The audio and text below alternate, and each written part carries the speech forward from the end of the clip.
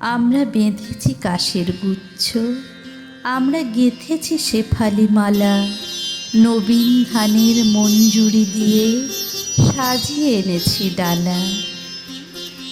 এসো গো শারদ লক্ষ্মী, তোমার শুভ্র মেঘের রথে, এসো নির্মল নীল পথে, এসো ধৌত শ্যামল আলো ঝলমল বনগিরি পর্বতে।